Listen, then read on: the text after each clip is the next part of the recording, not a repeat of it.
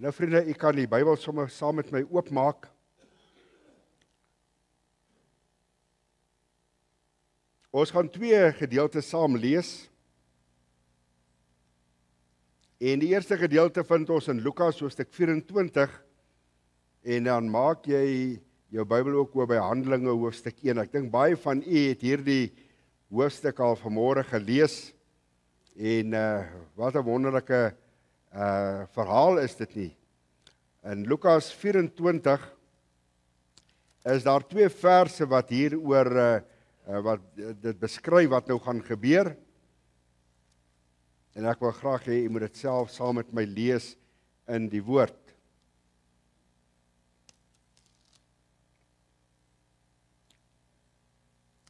Nou terwyl jy so toe blaai, wil ek vir u sê dat die hemelvaart van die Here Jesus was nie 'n sprokie nie.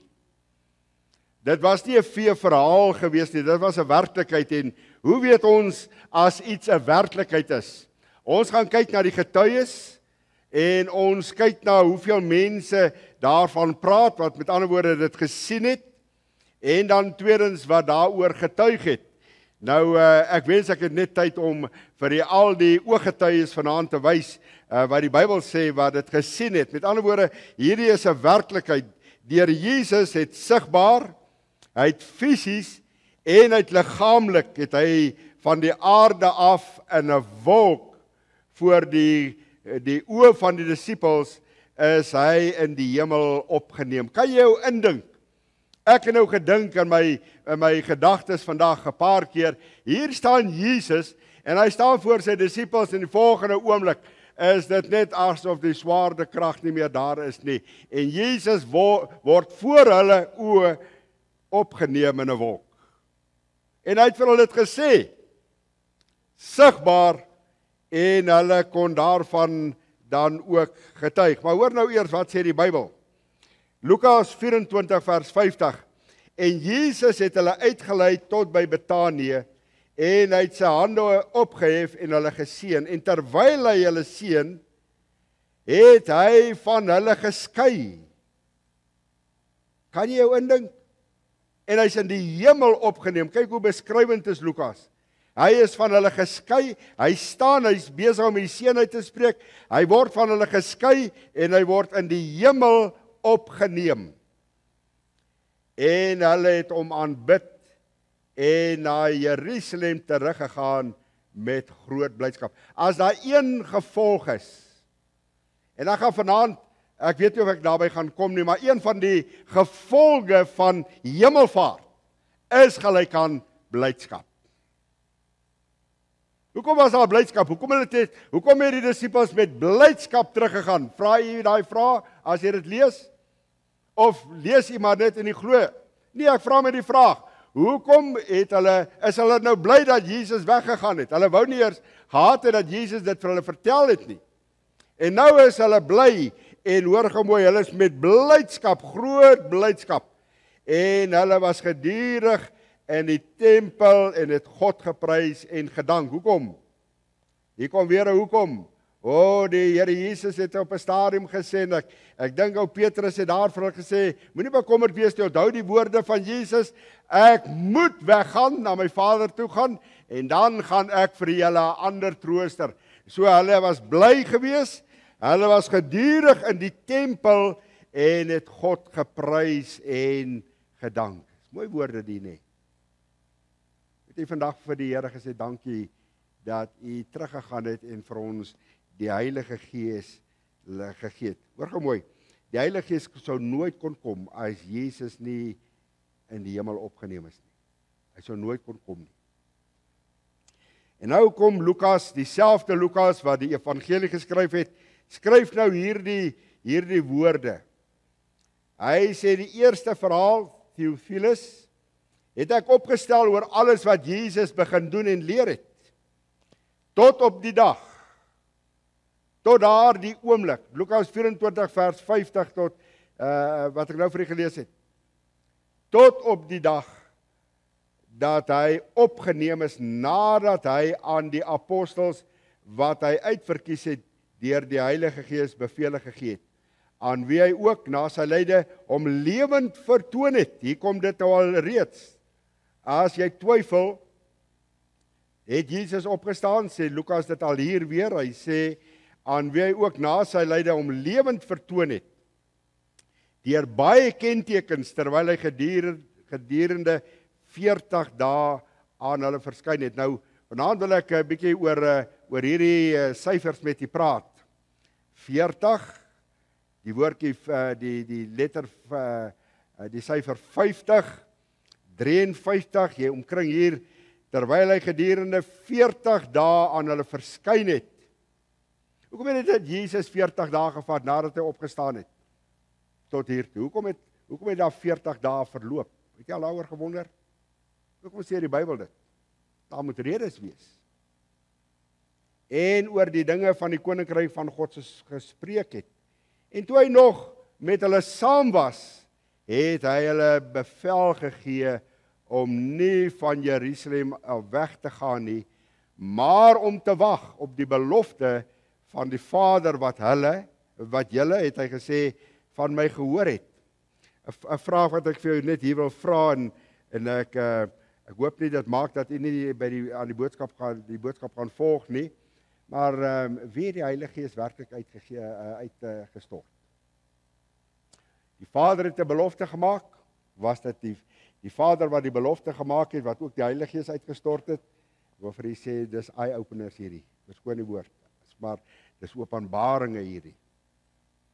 Hoor nou mooi, vers 6, en die wat by mekaar gekom het, vra hom toe en sê, Here, gaan u in hierdie tyd die koninkryk van Israel weer oprig? En dan sê vers 8, maar julle sal krag ontvang wanneer die Heilige Gees oor julle kom, en dan sal julle my getuies wees. Dan sê waar? In Jerusalem, sowel as in die hele Judea en in Samaria, en tot aan die uiterstes van die aarde.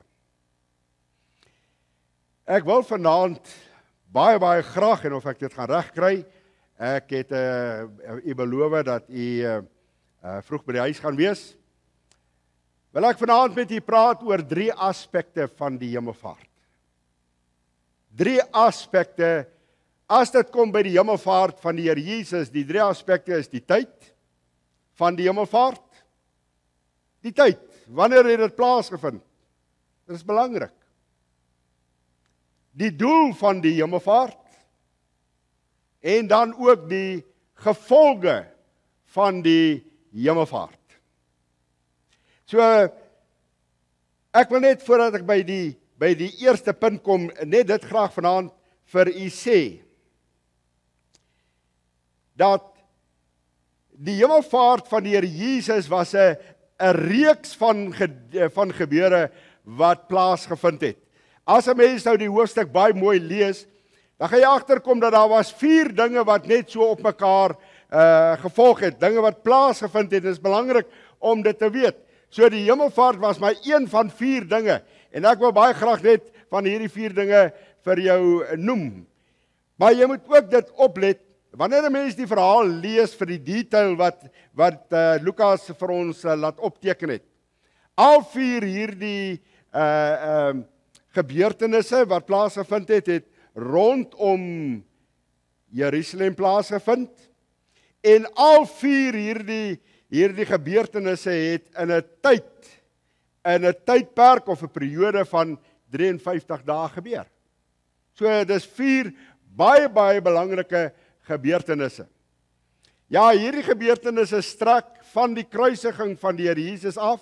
Gaan jy 4 dinge lees waarvan die kruisiging van die Here Jesus een is, en waarvan en dit strek nou van die kruisiging van die Here Jesus tot en met sy hemelvaart. So dit het begin by die kruisiging van die Here Jesus, en dan kry jy die hemelvaart, en dan kry jy nog 'n gebeurtenis na die hemelvaart, wat dan die 4 dinge dan belangrike gebeurtenisse dan ook is. Al 4 hierdie, wil ek net as inleiding agtergrond vir u gee, was bonatuurlik geweest. Belangrik om dit te weet. Was uitsonderlike gebeurtenisse waarvan die Bybel melding maak. En al 4 was wonderwerke. Ek noem dit wonderwerkend geweest. En ek wil hê ons moet net eers voordat ek by die tyd en die doel en die gevolge kom, wil ek net gou vir jou baie vinnig hierdie 4 gebeurtenisse noem. Dis belangrik. Hoor gou mooi. Dis belangrik om dit te weet wat het vooraf gebeur voordat die hemelvaart plaasgevind het. Wat het nog voor die hemelvaart? Wat was die aanloop gewees tot en met Pinkster, die uitstorting van die Heilige Gees? So die heel eerste gebeurtenis waarvan ons lees, wat in 'n periode van 53 dae gebeur het, jy kan dit maar gaan tel, was heel eers die kruisiging van die Here Jesus, waarvan ons lees. Ek wens ek het vanaand baie tyd om oor die kruisiging van die Here Jesus te praat. Ja, al wat ek wil sê wat belangrik is vir my van die hele kruisiging, dat selfs die Romeinse soldaat wat langs die kruis gestaan het op die ou einde hierdie woorde gesê: waarlik, hierdie man, waarlik, hy is die seun van God. Wat 'n belydenis. En dan was daar 'n tweede, 3 dae later, op die eerste dag van die week, het daar ook iets merkwaardig gebeur. En dit was die tweede, dit het 'n aanleiding gegee na die tweede gebeurtenis, die opstanding van die Here Jesus uit die dood. So die daad begin aftel, 53, het begin aftel by die kruisiging, en jy gaan eindig by die uitstorting van die Heilige Gees. Jy moet nou baie mooi hoor, ek gee vir jou tydperk van 53.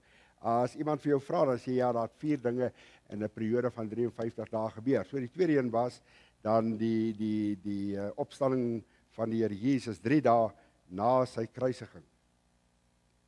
En dan vind ons die derde belangrike ding wat plaasgevind het, 'n merkwaardige gebeurtenis, was die hemelvaart van die Here Jesus. En dis waarby ons vanaand gaan stil staan.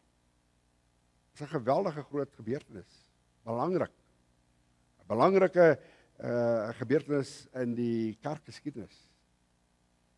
En dan gaan jy die 4de een kry, presies 53 dae nadat Jesus gekruisig was, en 50 dae na sy opstanding uit die dood, vind ons die 4de gebeurtenis, die uitstorting van die Heilige Gees. Belangrik. Nadat Jesus opgevaar het na die hemel, hoeveel dae het verloop? Presies 10 dae. Hoekom 10 dae? Wat het in 10 dae alles gebeur in die hemel? So dis die 4 belangrike gebeurtenisse rondom Jerusalem in 'n periode van 53 dae. Die woordjie Pinkster, ek wil dit net vir u noem, dit het niks te doen met charismaties nie. Pinkster beteken 50ste dag. En op die 50ste dag, nadat Jesus uit die graf uit opgestaan het, die 50ste dag daarna, toe is die Heilige Gees uitgestort. Het is wonderlik om dit te weet. Het jy dit geweet? Belangrik. Hoor gou mooi, 'n motorwegkundige moet sy handboek goed ken. As daar probleme kom by hierdie masjien, dan moet hy weet wat om te doen. Hoor gou mooi, kind van die Here, moet die woord goed ken. As die Bybel sê Pinkster, dan moet jy nie die idee kry dit het te doen met 'n charismatiese kerk of nie, Pinkster het te doen die 50ste dag. En as jy hom terugwerk, dan gaan jy terugkom daar by toe Jesus uit die dood uit opgestaan het. Dit is wonderlik, net 'n belofte, 'n belangrike belofte waar geword. Met ander woorde, al 4 hierdie dinge wat ek nou vir jou genoem het oor 'n tydperk en 'n periode van 53 dae plaasgevind. Wat ook belangrik is om te weet, dat is 'n belangrike feit. Mense het dit gesien. Dit was nie net van hoorsê nie. Al 4 hierdie gebeurtenisse het mense gesien. Hulle het gesien gebeur en dit het voor hulle oë plaasgevind. Dis nie roemers nie. Hier kom die 3 gedagtes. Die tyd van Jesus se hemelvaart. Hoekom het hy opgevaar hemel toe? Dit is belangrik om dit te weet. Wat was die gevolge van sy hemelvaart? Ons kyk gou hoe ver ons kom. As ons Handelinge 1 vers 3, jy moet dit nou in jou Bybel kyk, ek het dit nie op die skerm gesit nie, sodat jy dit self in jou Bybel kan raak sien.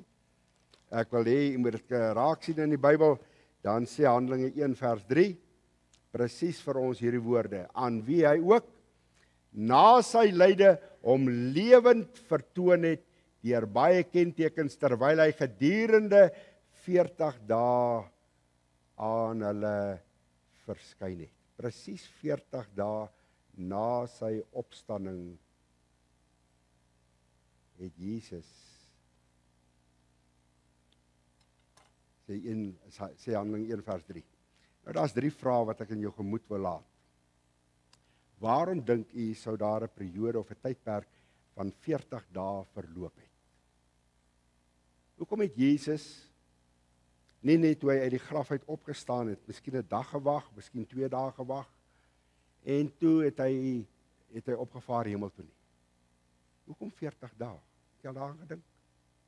Hoekom maak Handelinge 1 vers 3 dit so duidelik dat Jesus 40 dae gewag het voordat hy opgevaar het na die hemel? 3 baie belangrike redes wat ek vanaand net vir u wil gee. Daar's baie meer. Ek wil net vir u aan die dink sit oor die gedagte van die hemelvaart. Ek wil net hê u moet mooi dink, waarmee het ons te doen as ons praat oor die hemelvaart? Hoekom wag Jesus 40 dae? Die eerste rede wat baie belangrik is, die Bybel sê dit in Handelinge 1 vers 3, hy sê om bo alle twyfel te bewys dat Jesus werklik uit die dood uit opgestaan het. Hy het dit kom bewys. Kan ek vanaand vir u gou 'n bietjie 'n paar dinge wys? En die heel eerste persoon aan wie Jesus, nadat hy opgestaan het, toe het hy aan Maria Magdalena verskyn. Dis wonderlik nie? Sy kom daar by Jesus by die graf en sy wil kom kyk, is die graf leeg? En toe sy daar kom, toe ontdek sy dat die graf is leeg. Jesus het opgestaan. En om hierdie feit dat Jesus uit die dood het opgestaan het, sal jy sien dat Jesus by verskillende plekke en by verskillende geleenthede het hy aan mense verskyn.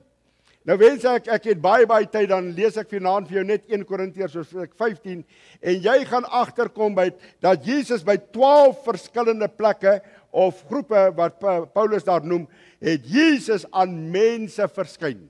Kan jy dink?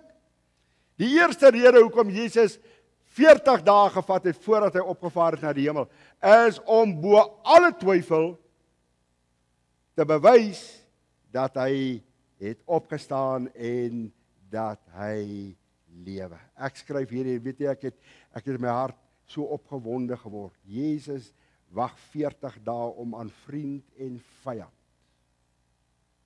te bewys. Hy het opgestaan. Hy het nie net alleen gesterwe vir jou en my nie, maar hoor gou mooi, hy wil 40 dae vat net om aan mense. Hy het eers aan een persoon, jy moet dit gaan lees, dit is my so wonderlik. Hy verskyn aan Maria. Dan die aand verskyn hy aan die disippels. Dan 'n week later dan verskyn hy, hulle is daar op die see, Johannes 21. En hulle kom uit die see, Jesus maak vir hulle vis vergaar. Hulle dink dis 'n spook. Jesus begin by 'n vroutjie. Hy gaan die disippels toe, die groep raak al hoe groter en al hoe groter, al hoe groter. Paulus sê hierdie woorde in 1 Korintiërs 15. Hy het per geleentheid aan 500 mense hierdie woorde om lewend. 40 dae. Van dat hy opgestaan het, wag hy 40 dae om aan vriend en vyand te bewys dat hy lewe. Dis wonderlik. Kan ek vir die tweede rede noem hoekom hy 40 dae gewag het voordat die hemelvaart plaasgevind het? Handelinge 1 vers 3 sê dit ook. Hy sê om oor die dinge van die koninkryk van God te spreek. Weet jy hoe arm sou ek en jy gewees het as Jesus net 'n dag gewag het? Net opgestaan het, 'n dag gewag het en dan opgevaar het. Johannes die Die evangelie van Johannes is die enigste evangelie wat dit vir ons wat daarvan melding maak. In Johannes 13, Johannes 14, Johannes 15, Johannes 16 en Johannes 17. Dat Jesus lering gegee het aan sy disippels oor die dinge wat sou kom as hy sou weggaan. Nie Matteus nie Lukas nie Markus nie, dat Johannes skryf. Hy sê Jesus het 5 hoofstukke. Handelinge 1 vers 3 sê hy vat 40 dae om lering te gee aan sy disippels. As ek weggaan, wat julle moet doen. Is dit nie wonderlik nie? Om lering te gee. Die kerk sou so arm gewees het, ons sou niks van die Heilige Gees geweet het. As daai 5 hoofstukke in die evangelie van Johannes nie vir jou en my opgeteken was nie. Net Johannes vertel van hierdie onderrig wat Jesus gegee het. Hoofstuk 13, hoofstuk 14, hoofstuk 15, jy sal aan elke bokant van die hoofstuk hierdie woorde kry, laaste onderwysing van Jesus aan sy disippels, aan sy kinders. Maar daar is 'n derde rede. Die eerste een, hy wou aan vriend en vyand om lewend vertoon. Hy wag 40 dae om onderrig te gee oor hierdie ene. Ek wonder of jy dit geweet het. Terwyl die disippels in die bofortrek hulle self bevind het, daar gebid het, 10 dae van ondersoek ingestel het. Hoor gou mooi. Het hulle gewag oor hierdie gedagte dat Jesus in die hemel verheerlik sal word. Hulle wag vir die oomblik dat Jesus in die hemel verheerlik moet word, sodat die Heilige Gees uitgestort kan word. Is dit in die Bybel? Kyk gou hierdie teks. Hierdie teks is direk vertaal uit die oorspronklike taal uit. Hoor gou hierop. So het hy, Jesus, aan die regterhand van God verhoog, en hy van die Vader, die Heilige Gees wat beloof is, so die Vader het die Heilige Gees beloof, hy het dit ontvang, en dit wat julle sien en hoor, uitgegiet. Wie die Heilige Gees uitgegiet? Die Vader? Nee, die disippels wag. Gaan dit nou vir jou in 'n Engelse vertaling lees, dat Jesus, ek wonder hoekom 10 dae. Het jy geweet, dit was die heel eerste keer vandat Jesus die hemel verlaat het, dat die 3 eenheid weer vir die heel eerste keer by mekaar gekom het. Toe Jesus met die hemelvaart in die hemel inkom. Vader, Seun en Heilige Gees. Die heel eerste keer. Ek wonder wat het in daai 10 dae gebeur. Ag, ek het my gedagtes laat gaan, ek het gewonder of Jesus, die Vader nie vir hom gevra het, my seun sê gou vir my, toe jy nou in hierdie sondige wêreld ingekom het, was dit vir jou 'n skok geweest?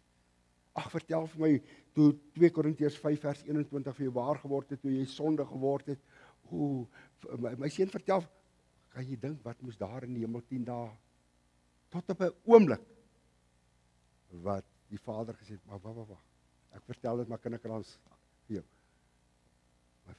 Die Vader sê, my seun, ek het vir die disippels beloof, ek gaan die Heilige Gees stuur, dis nou tyd. Kyk gou hierdie vers. Kyk gou hierdie vers in Engels. Ek wil graag vir jou lees. Yes, the Living Bible. And now he sits on the throne of the highest honor in heaven, next to God. And just as promised, the Father gave him, Jesus, the authority to send the Holy Spirit. Het jy geweet? Wat is my eye-opener? Wie die Heilige Gees gestuur? Wie die Heilige Gees uitgestort? Het jy dit geweet? Die handboek sê, die Bybel sê, the Father gave him, Jesus, the authority to send the Holy Spirit, with the result you are seeing and hearing today. Dis wonderlik nie? Hoekom 40 dae? Sê die disippels, ons moet in die bofortrek bly, ons moet hier bly, totdat Jesus in die hemel verheerlik kan word. En hy gaan die Heilige Gees gee, soos hy beloof het. Dit was die 3 gedagtes hoekom Jesus 40 dae gewag het voordat hy in die hemel opgeneem is. Die tyd van die hemelvaart. Die tweede gedagte, die doel van die hemelvaart. Die hemelvaart, as jy mooi gaan kyk en jy gaan lees hierdie verhaal baie mooi, dan gaan jy sien dit was aan die einde, die hemelvaart het 'n einde gemaak aan Jesus se aardse bediening vir 3,5 jaar. Vir 30 jaar het Jesus maar so in die geheim geopereer, hy het in die geheim geleef, en hy het in die geheim beweeg, en toe die Heilige Gees van God in die vorm van 'n duif op Jesus uitgestort is, toe sy openbare bediening van 3,5 jaar begin. Nie wonderlik nie? Ons lees dit. Hy sê hoe God hom gestuur het, en hy het blindes aangeraak, hy het hulle wat siek was aangeraak, maar tot op 'n punt. Dit kon nie aanhou nie. Sy bediening kon nie net aangaan nie. Daar was 'n punt wanneer sy bediening sou eindig. En daardie punt was op die Olyfberg. Daar 'n wonderwerk voor die oë van die disippels plaasgevind het. En die Bybel sê, en Jesus is in 'n wolk voor hulle die hemel lewendig in die hemel in 'n wolk voor hulle weggeneem. Is dit nie wonderlik nie? Dis 'n wonderwerk, vriende. 'n Wonderwerk. Hoor wat sê Jesus? Jy moet dit gou saam met my blaai. In Johannes 17 bid Jesus hierdie gebed. Hy sê, ek het u verheerlik op aarde. My Vader, hoor jy hierdie gebed? Johannes het dit vir ons laat opteken. Johannes 17. Hy hoor hoe Jesus bid. Ek het terwyl ek op aarde was, het ek u verheerlik. Die werk wat u my gegee het, 3,5 jaar se werk waarna Jesus verwys, wat ek moes gedoen het, hoor hierdie woord wat hy gebruik, het ek volbring. Is dit nie 'n woord wat jy ken uit die mond van Jesus kom, aan die kruis het hy ook gesê, dit is volbring. Hy sê, die werk wat u my gegee het op aarde, het ek volbring. Die woordjies volbring beteken, dit is afgehandel. So daar het 'n punt gekom in Jesus se aardse bediening op die Olyfberg. Daar moes 'n punt kom, sodat die Heilige Gees kan kom. Ek wil vanaand hierdie uitnodiging aan hierdie gemeente maak. Hoor nou mooi. U en ek het net 'n sekere tyd op aarde. En ek het net 'n sekere tyd. Die Bybel noem dit 70 jaar, party noem dit, die Bybel noem dit 80 jaar. 'n Sekere tyd om iets vir Jesus op aarde te doen. Hoor gou mooi. As Jesus se tyd net 3,5 jaar was, en daar moes 'n punt kom waar dit moes eindig, waar hy sy Vader moes verheerlik, wil ek vanaand vir u sê, daar gaan iewers in jou en my lewe ook 'n punt kom, wat jou en my werk afgehandel sal wees op aarde. Afgehandel. Hoor gou hierdie gebed. Miskien is dit 'n gebed waarmee jy vanaand hier moet uitstap en sê, ek wil dit as volg sê, mag die Here my help. Mag die Here jou help. Die tyd wat ek en jy op aarde is, die werk waarvoor hy jou en my geroep het om vir hom te doen, dat ons dit dieselfde woorde kan sê, soos wat Jesus gesê het, my Vader, die werk wat u my op aarde gegee het, is afgehandel. Ek het vir u probeer verheerlik. Op aarde het ek en jy net een kans. Ek en jy het op aarde net een kans. Ek wil vanaand vir u vra, gryp hierdie kans, soos deur Jesus daai kans gehad het. Gryp dit met beide jou hande aan. Leef soos wat die Here Jesus wil hê. Ek en jy moet op aarde leef. Ek wil vanaand hierdie woorde gebruik. Leef voluit vir Jesus. Weet jy hoekom? Ek en jy die Heilige Gees. Hy is ons in staatstelling. Hy stel my in staat om voluit vir hom te lewe. Ek wil dit vanaand vir jou sê. Mag die Here jou en my help. Ons tyd op aarde, aan die einde dat ons kan sê, hoor hoe bid Jesus, my Vader, die werk wat U my gegee het om te doen, het ek gedoen. Dis afgehandel. Daar's nog net 3 doele wat ek vir jou wil noem. Baie vlugtig.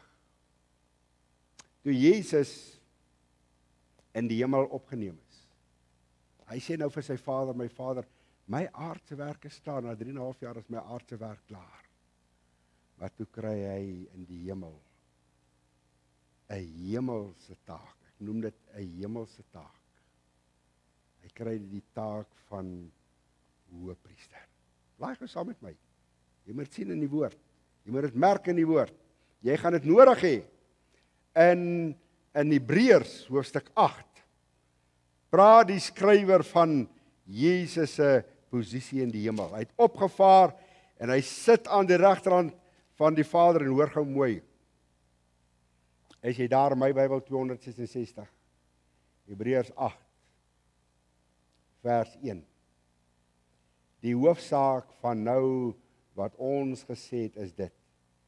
Ons het so 'n hoëpriester. Wat is die werk van 'n hoëpriester? Wat was die taak van 'n hoëpriester in die Ou Testament?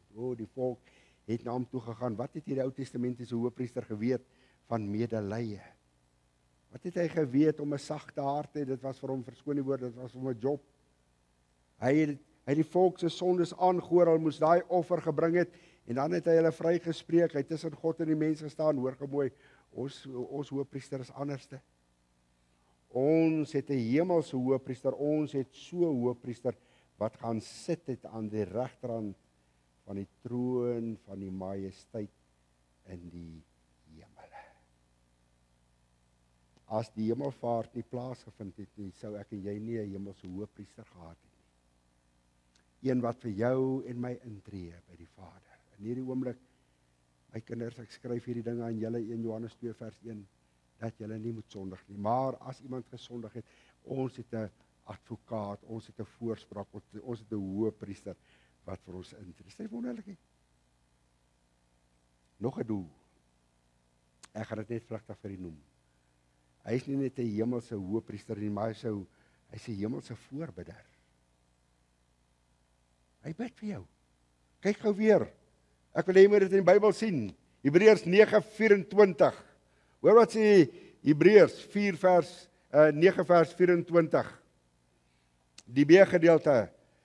Kom ek lees vir jou die hele vers. Hy sê, want Christus het nie ingegaan in 'n heiligdom wat met hande gemaak, 'n teebeeld van die ware nie, hoor gaan nou mooi, maar in die hemel self. Hy is in die hemel self. Hoor nou mooi hoekom? Om nou, jy omkring die woordjie nou, in hierdie oomblikke terwyl jy in hierdie diens sit, voor die aangesig van God vir ons te verskyn. Hy tree nou. Weet jy gebeur as iemand wat vir jou bid? Lukas 21, hoor ek die woorde wat Jesus vir Simon sê. Miskien dink jy, niemand het nog ooit vir jou gebid, maar ek wil vanaand vir jou hierdie bemoediging gee. Jesus bid nou. Ek het in my Bybel die woordjie nou omkring. Hy bid nou. Hy ken jou situasie, hy bid nou. Terwyl ons hierdie diens het, bid hy nou vir jou. Is dit nie wonderlik nie? Ek lees in Lukas 21, daar van 31 en 32 kom Jesus. En ek kyk vir Petrus so in die oë, hy sê, Simon, Simon, die Satan het vurig begeer om jou soos koring te sif. vir hierdie woorde wat ek het vir jou gebid. Die Satan het vurig begeer. Hy sien die werk van Satan. Hy sien die versoeking van Satan. Jesus sê vir Petrus, Simon, maar ek het vir jou gebid. 'n hemelse voorbidder. En dan is 'n derde rede hoekom ook Jesus die doel van sy hemelvaart. Wat sê Johannes 14? Ek gaan om vir julle plek te berei. En as ek gegaan om vir julle plek te berei, dan gaan ek weer terugkom. Jesus daar moes 'n punt van sy aardse bediening plaasvind sodat hy hemel toe kan gaan om vir jou en my plek te gaan voorberei. Johannes 14 vers 1, laat julle harte nie ontsteld en bang word nie. Glo in God, glo ook in my. In die huis van my Vader is daar baie woning. In die huis van my Vader is daar baie wonings. Ek gaan om vir jou plek te berei. As die hemelvaart nie plaasgevind het nie, sou daar niemand gewees het wat vir jou en my in die hemel gaan plek voorberei nie. Berei jou plekkie voor. Weet jy daarvan? Die hemel is nie sommer net 'n plek nie. Die hemel is 'n voorbereide plek vir voorbereide mense. Maar ek gaan net vir jou hier iets noem. Dit is my so wonderlik as ek dink aan die gevolge. Ek het vanaand vir jou net dit gelees. En toe Jesus opgevaar het, het die disippels met groot blydskap die gevolg van die hemelvaart. Die gevolg van hierdie dag is gelyk aan blydskap in jou en my hart. Dat Jesus gegaan het, hy het vir ons die Heilige Gees, het hy vir ons uitgestort 10 dae. Daarna, jy moet dit gaan lees. Gaan berei jou hart voor vir Pinkster. Ons gaan Sondagmôre begin met Pinkster. Wat beteken dit? Hy gee die Heilige Gees vir jare, vir 3,5 jaar kon Jesus net saam met die disippels en langs die disippels wees. Maar hy gee vir ons die Heilige Gees om in ons. Wat sê Efesiërs 5 vers 18, hy sê, moenie dronk word van wyn nie, want daarin is losbandigheid, maar word met die Heilige Gees vervul. Dis 'n hartsbegeerte. Ek hoor in daai 10 dae die gesprek in die hemel. Ek hoor dit in my gees so, my Vader, wanneer die Heilige Gees uitgestort gaan word op aarde, wanneer die Heilige Gees gaan kom, dit waarvoor die disippels wag, in 'n bo vertrek, gaan dit hulle lewe so kom verander, dat Handelinge 1 vers 8 so gaan waar word, maar hulle gaan krag hê hier binnekant. Daar gaan dinamiet wees hier binnekant, en hulle gaan my getuies wees. Hulle gaan vertel van Jesus. Hulle gaan vertel, ander gaan by die Here Jesus uitkom, as gevolg van die Heilige Gees. Hoor gou mooi, hoe vol is jy van die Heilige Gees? Is jy vervul met die Heilige Gees? Dis moontlik, omdat Jesus opgevaar het na die hemel, en hy die Heilige Gees teruggestuur aarde toe, sodat dit vir 'n kind van God betekenis kan hê, dat hy ook dit kan ervaar, blydskap. Hulle was bly om terug te gaan, om te gaan wag vir die uitstorting van die Heilige Gees.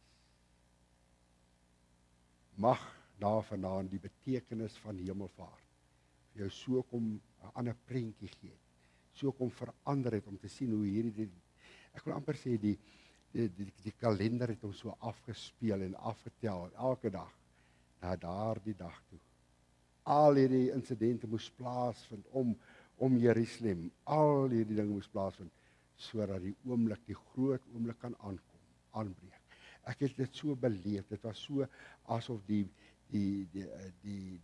hemel die disippels so voorberei, so laat opwerk het, na punt toe, sodat wanneer die Heilige Gees kom, dat hulle so verwagting in hulle harte gehad het, so afwagting, Here, ons kan nie meer wag, dat u belofte sal kom waarmaak, omdat Jesus weg is hemel toe, dat hy dit sal kom waarmaak. Mag Pinkster 2025 vir jou nuwe betekenis hê, omdat die Hemelvaart vir jou die boodskap wegdra, Jesus hier is hemel toe, om vir jou en my die Heilige Gees agter te laat. Kom ons bid saam. Here Jesus, baie dankie vanaand vir die voorreg om by hierdie groot dag te kan stil staan. Die Hemelvaart van Jesus. Ja, vir die disippels was dit 'n skok toe Jesus in sy lering sê, ek moet hemel toe gaan. Ek moet julle los, en hy noem dan hierdie woorde, ek sal julle nie as wese agterlaat nie. Maar ek sal die Heilige Gees 'n ander trooster stuur. Here, dankie dat ons kan leef in die tyd van hierdie trooster. En dat hy na die aarde toe gekom het, omdat hy van ons lewens sy woning wil kom maak. Nie meer by ons te wees en om ons te wees nie, maar in ons te wees. En daarom wil ek kom bid, Here, dat vanaand ook 'n aanloop sal wees na hierdie Pinkster toe van ons, waar U werksaam sal wees in harte. So werksaam sal wees. En so behoefte sal plaas, so verwagting sal plaas om te sê, Here, met niks minder. Nie net om dit in terminologie te weet, Here. Nie net om dit te weet, dis 'n ondervinding, maar dit in ons lewens, dat ons lewens gekenmerk sal wees, en ook word daaraan, dat ons blydskap in ons lewens sal hê. Dis tog die vrug van die Heilige Gees. Blydskap. Sal U die naprediker van die woord wees, Here? Dankie dat ons by mekaar kon kom vanaand, en gaan voort, Heilige Gees, met U woord en U werking, want ek bid dit in Jesus se wonderlike naam alleen. Amen.